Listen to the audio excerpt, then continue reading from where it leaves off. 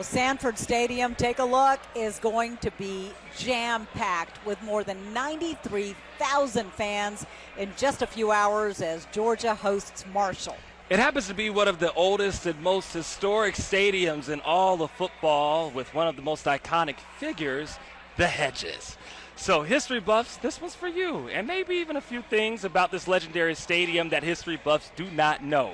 Atlanta News First anchor Carly Barnett is joining us live from Hoke Smith Annex. Okay, so Carly, you dig into the history and the meaning behind the Hedges. I've always heard that, didn't really know what it meant. Well, Brooks, Gravier, I'm here to tell you a little more about it. We are here still joining all my friends tailgating because in a little bit, all of these fans are going to start making their way to Sanford Stadium, probably headed down here on Lumpkin. You can see everybody starting to gather now. But UGA is actually the oldest public university in the country. So, of course, there has to be a storied history with the stadium to go along with it. I did a little research to tell you more about it.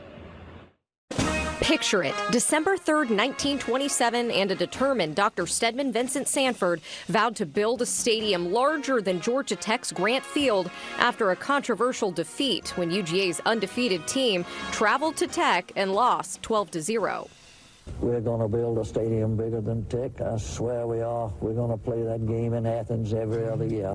Sanford, a pivotal figure in Bulldog athletics and the former president of the University of Georgia, devised a plan and a unique funding strategy for the stadium, lifetime seats in exchange for signed banknotes. His strategy worked, and with a $360,000 budget, construction began on the new stadium in 1928.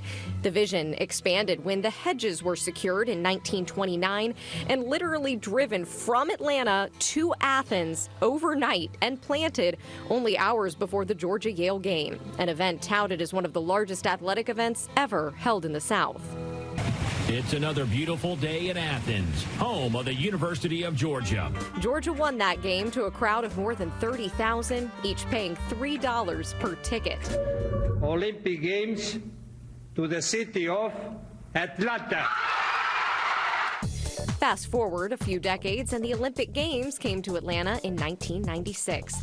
Sanford Stadium was chosen as the venue for soccer matches, but regulation rules required the Hedges to be removed. Fans were less than thrilled with the idea until it was discovered that the Hedges were diseased with microscopic worms, justifying their timely removal. Fortunately, healthy cuttings were nurtured into full-grown hedges and returned to Sanford Stadium, thus birthing the name Hedges 2.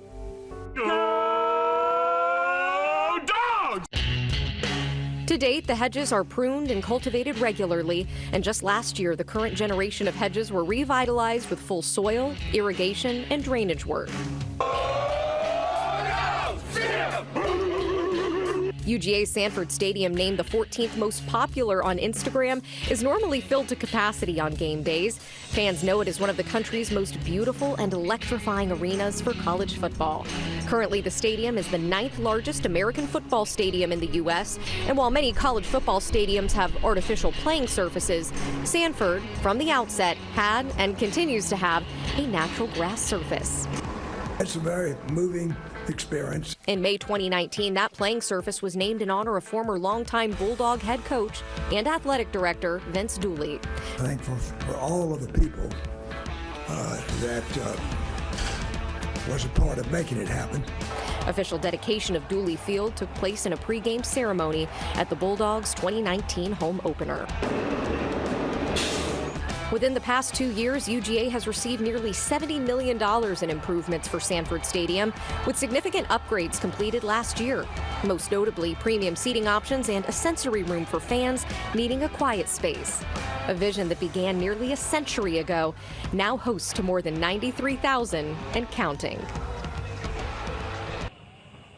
Now, way before Sanford Stadium, the University of Georgia played their first ever home game on Hurdy Field. That's at North Campus. And Gravier and Brooks, indulge me a little bit. I have a quiz question for you. Do you know what the original mascot was for that very first home game? The original mascot of the University of Georgia.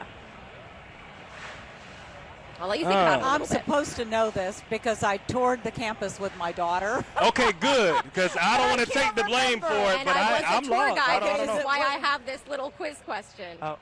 No guess. Was it a bird? Was it a bird of some sort? Not a bird. No bird.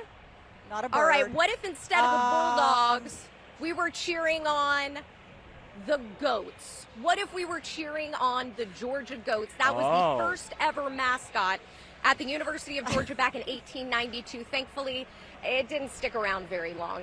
They moved to something a little bit more intimidating after that. Yeah. All right. Yeah, that wasn't going to last, Carly. No pun intended. All right, thanks you guys. Thanks so much for that, I'm going to go join Carly. my tailgate here again, and we'll see you back in a little bit.